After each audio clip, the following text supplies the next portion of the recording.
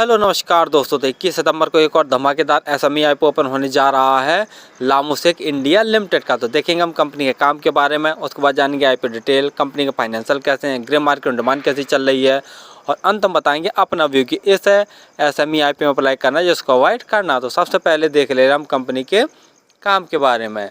लामोसेक India limited की स्थापना 2020 में हुई थी और company flush door, decorative laminates, acrylic seat, printing paper and plywood इनमें कंपनी ट्रेड्स करती है। साथ साथ में कंपनी ने सितंबर 2023 में ही चेंबूर मुंबई के पास ही एक इसने मैन्युफैक्चरिंग यूनिट भी लगा रखी है, जिसके कारण इसके जो रेवेन्यू में उसमें भी ग्रोथ देखने को मिल रहा है और ट्रेड्स में भी काफ़ी अच्छा ग्रोथ देखने को मिलेगा। जैसा हम बता ही चुके हैं कि कंपनी लेमोसाइट ब्रांड से जो फ्लश डोर हैं, decorative laminates, acrylic seat, printing paper और प्लाईवुड, तो इनको कंपनी सेल करती है। और सितंबर 2024 तक कंपनी में कुल 23 एम्प्लॉय काम कर रहे थे। तो कंपनी का काम तो आपको समझ में आ गया होगा। और कंपनी का जो मेनली काम है वह महाराष्ट्र के आसपास है। चलिए अब देख ले रहे हम आईपीओ की डिटेल के बारे में। आईपीओ 21 नवंबर को ओपन होने जा रहा है और 26 नवंबर तक ये ओपन रहेगा। प्राइस बैंड 200 रुपये पर शेयर रखा गया और लॉट साइज देखते हैं तो 600 शेयरों का रखा गया है। टोटल यूज साइज 61.2 करोड़ का रखा गया, जिसके तहत पूरे के पूरे फ्रेशर्स अर्थात नए शेयर जारी कर रही है।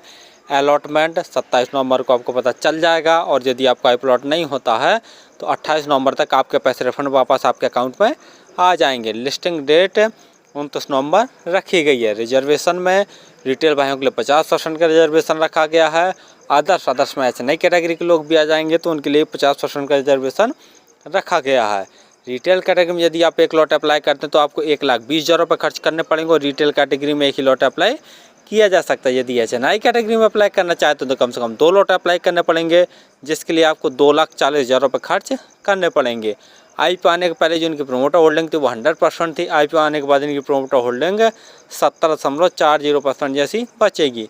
ROE 41.36%, ROC 39.95%। आरओई और आरओसी देखते हैं बहुत दमदार। डेप्ट टू इक्विटी 0.57 है, यानी एक से कम। ये भी कहीं ना कहीं सही है। पीई 17.69 यानी लगभग 18 के आसपास पीई है। तो पीई वर्ष थोड़ी सी महंगी वैल्यूएशन पर ये अपने आईपीओ को लेके आए हैं। फाइनेंशियल जैसा देख रहे हैं ऑल अमाउंट सभी के सभी लाख में दिए हुए हैं। कंपनी के एसेट साल दर साल लगातार बढ़ रहे हैं। रेवेन्यू देखते हैं तो मार्च 2022 में कंपनी के रेवेन्यू 1,003 लाख का था, जो कि बढ़कर मार्च 2023 में 3,175 लाख का। मार्च 2024 में कंपनी का रेवेन्यू बढ़कर 5,565 लाख का। और सितंबर 2024 यानी मार्च से अप्रैल मई जून जुलाई अगस्त सितंबर 6 महीने के अंदर ही कंपनी ने 7,286 लाख का टोटल रेवेन्यू जनरेट कर लिया। तो रेवेन्यू में जैसा देख रहे हैं साल दर साल ज़बरदस्त ग्रोथ देखने को मिल रही है। प्रॉफिट आफ्टर टैक्स देखते हैं तो मार्च 2022 में कंपनी ने लगभग 50 लाख के आसपास नेट प्रॉफिट जनरेट किया था, जो कि बढ़कर मार्च 2023 में 407 लाख का, मार्च 2024 में 822 लाख का। और सितंबर 2024 में देखते हैं यानी 6 महीने के अंदर ही कंपनी ने लगभग 1,076 लाख का नेट प्रॉफिट जनरेट कर लिया। तो प्रॉफिट आफ्टर टैक्स में भी जैसा देख रहे हैं साल दर साल ज़बरदस्त ग्रोथ देखने को मिल रहा। नेटवर्थ वो भी बढ़ रही है कंपनी की। जैसा देख रहे हैं मार्च 2022 में कंपनी की जो नेटवर्थ थी 295 लाख की थी, जो कि बढ़कर सितंबर 2024 में 2,601 लाख की हो गई है। वहीं रिजर्व कंपनी का देखते हैं तो सितंबर 2024 में 1,874 लाख का कंपनी के पास टोटल रिजर्व भी है। जीएमपी ग्रे मार्केट प्रीमियम देखे ले रहे हैं तो अभी तक इसकी ग्रे मार्केट में कोई डिमांड निकल कर नहीं आई है।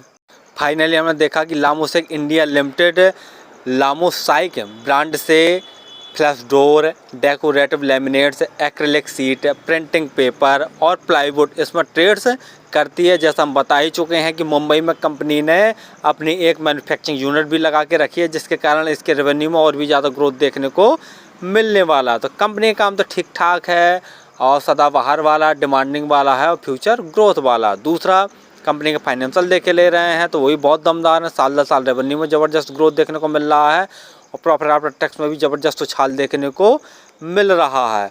और आईपीओ के तहत जुटाए गए पैसे का यूज भी यह है कंपनी अपनी बोरिंग को चुकाने में करेगी। लेकिन जैसा देख रहे हैं मार्केट में इस समय क्रैश जैसा चल रहा है, बहुत ज़्यादा गिरावट चल रही है, तो जिसके कारण ग्रे मार्केट में अभी तक कोई भी डिमांड निकल कर नहीं आई है। तो मेरे हिसाब से यदि आप इस SME IPO में अप्लाई करना चाहते हैं तो लास्ट डे ही अप्लाई करें। दो चीज़ें ज़रूर देख लें, जो ग्रे मार्केट में डिमांड है वो लगभग कम से कम 40% हो जाए और टोटल सब्सक्रिप्शन है वो भी लगभग 200 गुना से ज़्यादा हो जाए, तभी ये सेफली रहेगा SME IPO अप्लाई करने के लिए।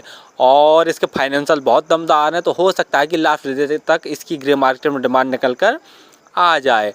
और हमारे चैनल को सब्सक्राइब जरूर कर लीजिए ताकि आपको समय समय पर IPO संबंधी जानकारी और SME IPO संबंधी जानकारी मिलती रहे। और किसी भी IPO SME IPO में अप्लाई कर रहे हैं तो एक बार स्वयं का एनालिसिस करके स्वयं के रिस्क पर ही किया करें। धन्यवाद।